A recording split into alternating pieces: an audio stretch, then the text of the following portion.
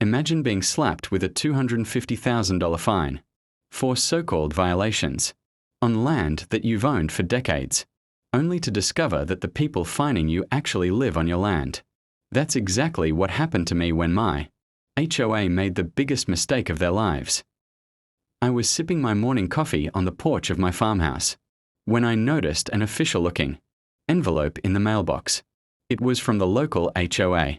Inside, the letter claimed I was in violation of their neighborhood appearance standards.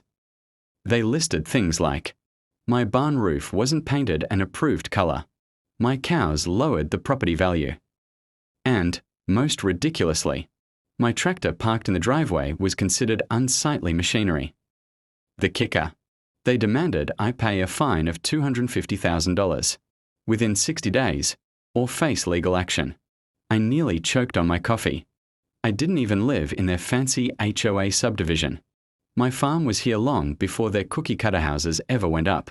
So, I marched down to their HOA office. The president, a woman in a bright blue suit with a smug smile, greeted me with that "we own this place" attitude. I slammed the letter on her desk and said, "There must be some mistake. I don't live in your HOA."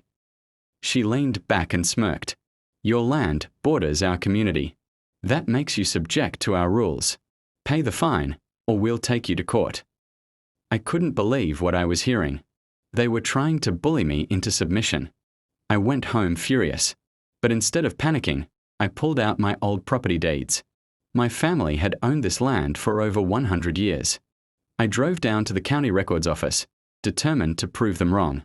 The clerk helped me pull the original plats and boundary maps. And that's when the truth hit me like a ton of bricks. Back when the developers bought the land for their subdivision, they had made a clerical error. The HOA neighborhood, their pristine little cul-de-sac homes, their playground, their swimming pool, was all built on land that legally still belonged to me. The entire neighborhood was technically squatting on my property. The HOA wasn't bluffing. They took me to court, smug as ever, with their lawyers ready to crush the farmer. Their attorney stood up and presented the case. "Your Honor, the defendant has failed to comply with HOA standards and owes $250,000 in fines." Then it was my turn.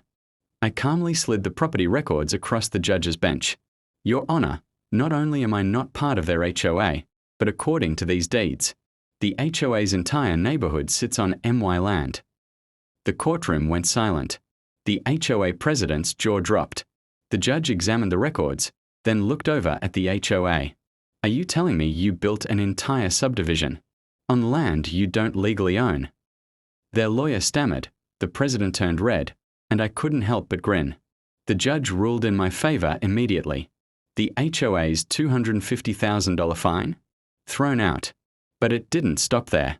Because they had been operating illegally on my property, I now had leverage.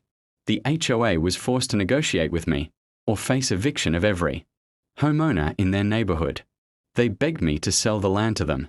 They offered millions, thinking I'd cave. But I wasn't about to let them off that easy. Instead of selling, I decided to lease the land back to the HOA for $1 per home, per year. But here's the catch. Every homeowner had to sign a contract stating they would never bother me about my farm, my livestock, or my tractors ever again. The HOA president fumed, but the homeowners had no choice. Without me, they would lose everything. So, every year, they line up at my porch with their $1 bills to pay rent, for the privilege of living in houses built on my land. Now, whenever I drive past their manicured lawns and identical houses, I just smile. They tried to bury me under a mountain of fines, but instead, I buried their entire neighborhood with one old piece of paper. And the best part? Every time the HOA president passes by, she has to tip her head and say, "Good morning, landlord." The moral of the story? Never mess with someone who knows the value of their land. Because sometimes, the people you're trying to push around actually own the ground beneath your feet.